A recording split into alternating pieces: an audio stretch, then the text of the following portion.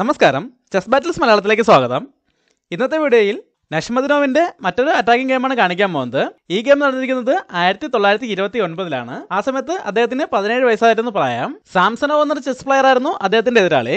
ഈ ഗെയിമിൽ സാംസനോവ് വൈറ്റ് സൈഡും നഷ്മദിനോവ് ബ്ലാക്ക് സൈഡുമാണ് കളിക്കുന്നത്.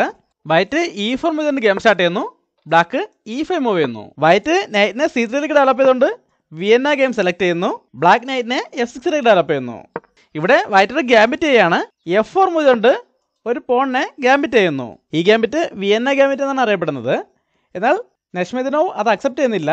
പകരം D5 മുതലുണ്ട് വൈറ്റിന്റെ E4 പോണെതിരെ അറ്റാക്ക് കൊടുക്കുന്നു. വൈറ്റ് പോൺ ഉപയോഗിച്ച് പോൺ എടുത്തുകൊണ്ട് ബ്ലാക്കിന്റെ നൈറ്റിനെതിരെ അറ്റാക്ക് കൊടുക്കുന്നു. ബ്ലാക്ക് ആ നൈറ്റ് ഉപയോഗിച്ച് E4 പോണിനെ എടുക്കുന്നു. ഇവിടെ വൈറ്റ് അടുത്ത നൈറ്റിനെ F3ലേക്ക് ഡെവലപ്പ് ചെയ്യുന്നു. ബ്ലാക്ക് ബിഷപ്പിനെ B4ലേക്ക് ഡെവലപ്പ് ചെയ്തുകൊണ്ട് വൈറ്റിന്റെ നൈറ്റിനെതിരെ ഒരു അറ്റാക്ക് കൊടുക്കുന്നു. ഇവിടെ ഇപ്പോൾ വൈറ്റിന് D3 മുതലുണ്ട് ബ്ലാക്കിന്റെ നൈറ്റിനെ അറ്റാക്ക് ചെയ്യാൻ പറ്റില്ല. അങ്ങനെ അറ്റാക്ക് ചെയ്യുകയാണെങ്കിൽ ബ്ലാക്ക് നൈറ്റ് വെച്ച് വൈറ്റിൻ്റെ നൈറ്റിനെ എടുക്കാം. അപ്പോൾ എന്തായാലും പോൺ വെച്ച് തിരിച്ചിട്ടേണ്ടി വരും. ആ സമയത്ത് ബിഷപ്പ് വെച്ച് ആ പോണിനെ എടുത്തുകൊണ്ട് ഇങ്ങനൊരു ഫോർക്കും ചെക്ക് വരുന്നതോടെ വൈറ്റിന് റൂക്ക് നഷ്ടപ്പെടും. അതുകൊണ്ട് വൈറ്റ് ഇപ്പോൾ പോൺ വെച്ച് നൈറ്റിനെ അറ്റാക്ക് ചെയ്യുന്നില്ല. പകരം ക്വീനെ E2ലേക്ക് ഡെവലപ്പ് ചെയ്തുകൊണ്ട് ബ്ലാക്കിൻ്റെ നൈറ്റിനെതിരെ ഒരു അറ്റാക്ക് കൂടെ കൊണ്ടുവരുന്നു. ഇപ്പോൾ ആ നൈറ്റിനെതിരെ 2 അറ്റാക്ക് ആയിട്ടുണ്ട്. അതുകൊണ്ട് നഷ്മദിനോവ് ഇവിടെ ഒരു എക്സ്ചേഞ്ചിലേക്ക് പോവുകയാണ്. ബിഷപ്പ് വെച്ച് നൈറ്റിനെ ഇട്ടുന്നു. വൈറ്റ് പോൺ വെച്ച് തിരിച്ചു കിട്ടുന്നു. ഇപ്പോൾ വൈറ്റിൻ്റെ നൈറ്റും ക്വീനും ഒരേ ഡയഗണലിലാണ് ഉള്ളത്. നഷ്മദിനോവ് ആ അവസരം ഉപയോഗപ്പെടുത്തുകയാണ്. ബിഷപ്പിനെ G4ലേക്ക് ഡെവലപ്പ് ചെയ്തുകൊണ്ട് വൈറ്റിൻ്റെ നൈറ്റിനെ പിൻ ചെയ്യുന്നു. ഇപ്പോൾ ബ്ലാക്കിൻ്റെ ബിഷപ്പ് ഇങ്ങോട്ടേക്ക് മാറിയതോടെ വൈറ്റ് ആ വീക്ക്നെസ് ഉപയോഗപ്പെടുത്താൻ ശ്രമിക്കുകയാണ്. അതിനായിട്ട് ക്വീനെ B5ലേക്ക് കൊണ്ടുവന്ന് ചെക്ക് കൊടുക്കുന്നു. ബ്ലാക്കിനിപ്പോൾ സിമ്പിളായിട്ട് നൈറ്റിനെ ഡെവലപ്പ് ചെയ്തുകൊണ്ട് ആ ചെക്ക് ബ്ലോക്ക് ചെയ്യുകയാണെങ്കിൽ ഈ റൂക്കിന് ക്വീൻ്റെ സപ്പോർട്ട് കിട്ടും. അതുകൊണ്ട് തന്നെ ഈ ക്വീനെ വെച്ച് പോയിന്റ് എടുത്താലും അത്ര ഡേഞ്ചർ അല്ല. എന്നാൽ നഷ്മദിനോവ് ഇവിടെ ഒരു ട്രിക്ക് ഉപയോഗിക്കുകയാണ്. ഇപ്പോൾ നൈറ്റ് ഉപയോഗിച്ച് ആ ചെക്ക് ബ്ലോക്ക് ചെയ്യുന്നില്ല. പകരം C6 മൂവ് ചെയ്തുകൊണ്ട് ചെക്ക് ബ്ലോക്ക് ചെയ്യുന്നു. ഇപ്പോൾ ചെക്ക് ബ്ലോക്ക് ആയിട്ടുണ്ട്. ക്വീനെതിരെ അറ്റാക്കുമാണ്. ഇതോടെ ഒരു പോണിനെ ഇട്ടെടുത്തുകൊണ്ട് തന്നെ റൂക്കിനെ അറ്റാക്ക് ചെയ്യാൻ വൈറ്റിന് അവസരം കിട്ടിയിരിക്കുകയാണ്. അതുകൊണ്ട് വൈറ്റ് ക്വീൻ ഉപയോഗിച്ച് B7 പോണിനെ എടുത്തുകൊണ്ട് റൂക്കിനെതിരെ അറ്റാക്ക് കൊടുക്കുന്നു. ബ്ലാക്കിനെ പോലെ വേണമെങ്കിൽ ആ റൂക്കിനെ സിമ്പിളായിട്ട് അറ്റാക്കിൽ നിന്നും രക്ഷപ്പെടുത്താം. അതായത് ഈ നൈറ്റിനെ D7ലേക്ക് ഡെവലപ്പ് ചെയ്ത് കഴിഞ്ഞാൽ റൂക്കിന് ക്വീൻ്റെ സപ്പോർട്ട് കിട്ടാം. എന്നാൽ നഷ്മദിനോവ് ഇപ്പോൾ ഈ റൂക്കിനെ സംരക്ഷിക്കാനായിട്ട് ഒന്നും ചെയ്യുന്നില്ല. അദ്ദേഹം മറ്റൊരു അറ്റാക്കിന് പ്ലാൻ ചെയ്യുകയാണ്. അതിനായിട്ട് ഒരു സാക്രിഫൈസ് ചെയ്യാണ്. ബിഷപ്പ് വെച്ച് നൈറ്റിനെ എടുത്തുകൊണ്ട് റൂക്കിനെ സാക്രിഫൈസ് ചെയ്യുന്നു. ഇവിടെ നഷ്മദിനോവ് പ്രധാനമായും ഉദ്ദേശിക്കുന്നത് ഇങ്ങനൊരു എക്സ്ചേഞ്ച് സാക്രിഫൈസ് അല്ല. ഇവിടെ അദ്ദേഹം പ്ലാൻ ചെയ്ത അറ്റാക്ക് നടപ്പിലാക്കണമെങ്കിൽ ബ്ലാക്കിൻ്റെ ഈ G2 പോൺ ഇവിടെ ഉണ്ടാകാൻ പാടില്ല. അങ്ങനെ വൈറ്റ് ഇപ്പോൾ ഈ റൂക്ക് സാക്രിഫൈസ് അക്സെപ്റ്റ് ചെയ്യുന്നതിന് പകരം പോൺ വെച്ച് ബിഷപ്പിനെ വെട്ടിയെടുത്താലാണ് അദ്ദേഹത്തിൻ്റെ പ്ലാൻ കുറച്ചുകൂടെ ഈസി ആകുന്നത്. എന്നാൽ വൈറ്റ് ഇപ്പോൾ പോൺ വെച്ച് ബിഷപ്പിനെ എടുക്കുന്നില്ല. പകരം ക്വീൻ വെച്ച് റൂക്കിനെ എടുക്കുന്നു. ഇവിടെ അദ്ദേഹം എന്താണ് ഉദ്ദേശിക്കുന്നതെന്ന് കണ്ടുപിടിക്കാൻ താല്പര്യമുള്ളവർക്ക് ഈ വീഡിയോ പോസ്റ്റ് ചെയ്ത ശേഷം അത് കണ്ടുപിടിക്കാൻ ശ്രമിക്കാം. നേരത്തെ ബിഷപ്പ് വെച്ച് നൈറ്റിനെ എടുത്തപ്പോഴേ അദ്ദേഹത്തിൻ്റെ ഉദ്ദേശം ഈ G2 പോണിനെ ഇവിടെ നിന്ന് ഒഴിവാക്കുക എന്നായിരുന്നു. എന്നാൽ വൈറ്റ് അത് ചെയ്യാത്തത് കാരണം ഒരു സാക്രിഫൈസിലൂടെ ആ പോണിനെ അവിടെ നിന്ന് ഒഴിവാക്കുകയാണ്.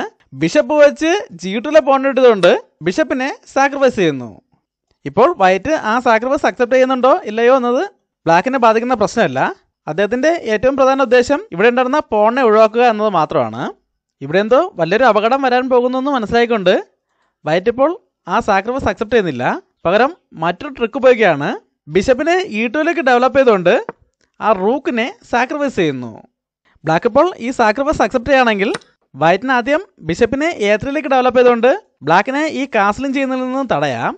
അതിനുശേഷം റൂക്കിനെ B1ലേക്ക് കൊണ്ടുവന്ന് ഈ നൈറ്റിനെതിരെയുള്ള അറ്റാക്ക് സ്ട്രോങ് ആയിക്കൊണ്ട് അങ്ങനൊരു കൗണ്ടർ അറ്റാക്കിനുള്ള ചാൻസ് കിട്ടുന്നതിന് വേണ്ടിയാണ് വൈറ്റ് ഇപ്പോൾ ഈ റൂക്കിനെ സാക്രിഫൈസ് ചെയ്തിരിക്കുന്നത്. എന്നാൽ നഷ്മദിനോവിൻ്റെ ലക്ഷ്യം ഇവിടെ ഈ റൂക്കല്ല, ഈ കിങ് ആണ്. അദ്ദേഹം അടുത്ത 5 മൂവിൽ ഗെയിം വിജയിക്കുകയായിരുന്നു. ഈ വീഡിയോ ഒന്ന് പോസ്റ്റ് ചെയ്ത ശേഷം ആ 5 മൂവുകൾ ഏതൊക്കെയാണെന്ന് കണ്ടുപിടിക്കാൻ ശ്രമിക്കുക. എല്ലാവരും നല്ലോണം ആലോചിച്ച് ആ 5 മൂവുകളും കണ്ടെത്താൻ ശ്രമിക്കുക. ആദ്യത്തെ മൂവ് എല്ലാവരും പ്രതീക്ഷിക്കുന്നതിനാണ്. ആദ്യം ക്വീനെ H4ലേക്ക് കൊണ്ടുവന്ന് ചെക്ക് കൊടുക്കുന്നു. ഇങ്ങനൊരു ചെക്കിന് അവസരം കിട്ടുന്നതിന് വേണ്ടിയാണ് അദ്ദേഹം നേരത്തെ 2 പീസുകളെ സാക്രിഫൈസ് ചെയ്തത്. അതായത് ഇപ്പോൾ ഇവിടെ ഈ G2 ഒരു പോൺ ഉണ്ടായിരുന്നെങ്കിൽ വൈറ്റിന് ആ പോൺ വെച്ച് ഈ ചെക്ക് ബ്ലോക്ക് ചെയ്യാൻ കഴിയും. അങ്ങനെ ഒരു അവസരം വൈറ്റിന് കൊടുക്കാതിരിക്കുന്നതിന് വേണ്ടിയാണ് വളരെ നേരത്തെ തന്നെ അദ്ദേഹം ഈ G2 ഉണ്ടായിരുന്ന പോണിനെ അവിടെ നിന്ന് ഒഴിവാക്കാൻ ശ്രമിച്ചുകൊണ്ടേയിരുന്നത്. ഇവിടെ ഇപ്പോൾ എന്തായാലും ഈ ചെക്ക് ബ്ലോക്ക് ചെയ്യാൻ വൈറ്റിന് വേറെ ഓപ്ഷനൊന്നുമില്ല. ഒരേ ഒരു കളത്തിലേക്ക് പോകാൻ കഴിയുള്ളൂ. കിങ്ങിനെ D1ലേക്ക് മൂവ് ചെയ്യേണ്ടി വരുന്നു. ഈ സമയത്ത് ഒരു ഫോർക്കും ചെക്ക് വരെയാണ്.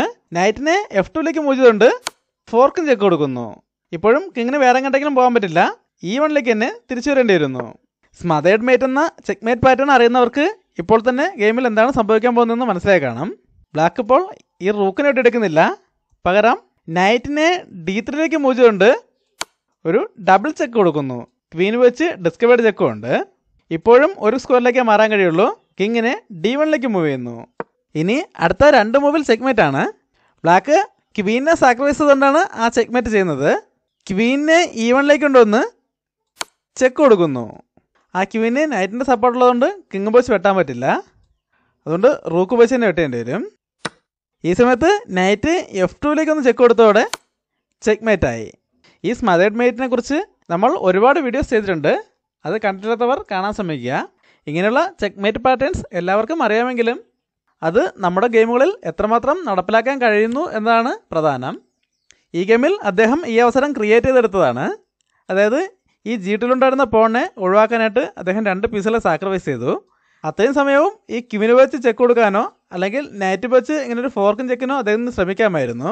അതൊന്നും ചെയ്യാതെ ഈ G2-ലെ പോണിനെ ഇവിടുന്ന് ഒഴിവാക്കുന്നവരെ അദ്ദേഹം വെയിറ്റ് ചെയ്യായിരുന്നു. ഈ ഗെയിം ഇഷ്ടമായെങ്കിൽ ലൈക്ക് ചെയ്യുക, കമൻറ്റ് ചെയ്യുക, സബ്സ്ക്രൈബ് ചെയ്യുക. അടുത്തൊരു വീഡിയോ വീണ്ടും കാണാം. നന്ദി, നമസ്കാരം.